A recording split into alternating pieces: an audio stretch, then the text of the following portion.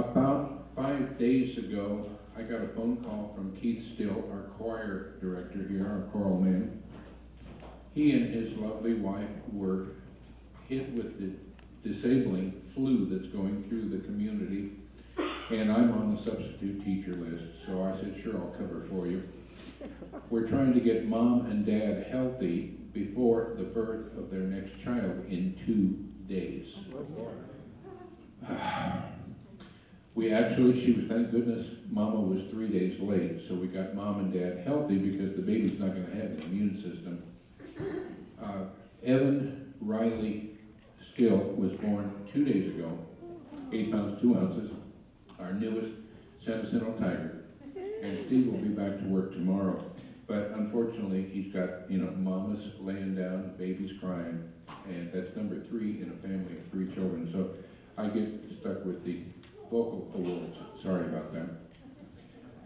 Mr. Daniel Pena, I was quite surprised to see him come out of this as the Vocal Arts Award because he spent 4 years with me in the high school orchestra playing first chair viola and just a monster performer. We've done string quartets together. It was an honor to play with this young man because he's such an accomplished musician.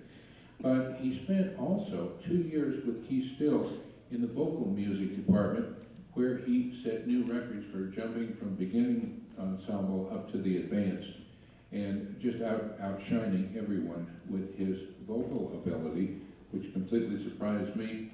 Let me introduce you to the recipient, Mr. Daniel Pena.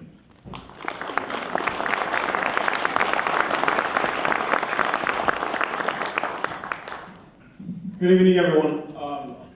This is incredible, that an honor that I got for vocal, even though I know so many other vocalists, like I could just name off, like Daniel Price is a worship leader at a big church in town, and then Frenzel Marlette is doing studying at UC San Bernardino as a piano major, but she's like a vocalist, and she sang at I think it's a candlelight vigil for the San Bernardino shooting, and she's doing just like a lot of incredible things. And this program is, I know like people may think that Hammond High is like made a better school for music, but I think this staff and faculty that we have here is just incredible.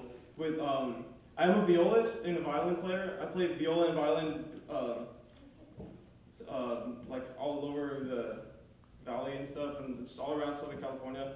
And I started in 8th grade. I'm a sophomore in college now, and I never had like a private teacher. Like most people that do what I'm doing, like that are my age, they started when they're like 5. I started when I was like 14, and when I went over to the high school, the level of musicianship that Mr. Nichols taught us is seriously applicable to the professional music world, and it's incredible.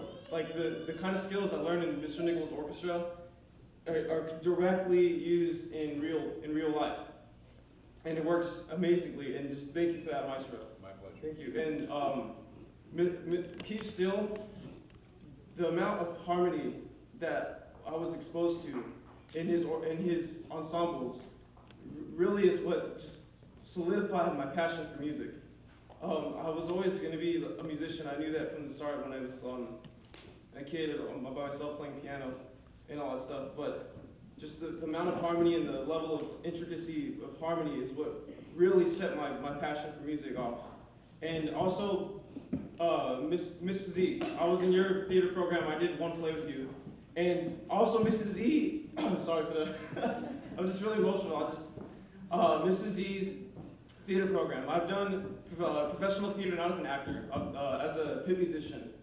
The way that those theaters are ran is parallel to the way that Mrs. Z runs her theater, and it's true. Like, the level of professionalism in this program should not be taken for granted. The staff is incredible, and I hope the new music director lives up to I'm sure they will. And it's just absolutely incredible. And in order to be recognized, it's an incredible honor. But as a musician, I'm sure the incredible musicians over there can vouch for me too, is seeing the smile on someone's face and touching their heart with your music. That is all the most ultimate reward that you can get as a musician is just sharing your music with other people and having them truly feel it and just enjoy it.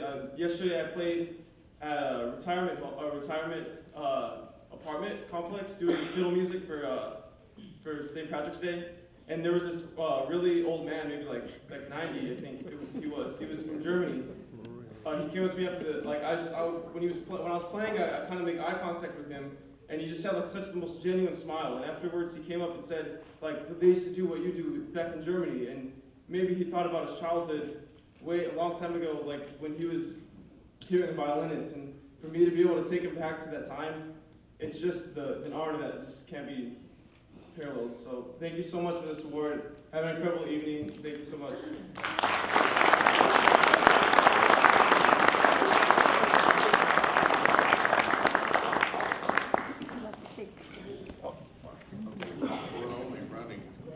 Running about half an hour behind times right now, so we're down to the last but not least. And this is a special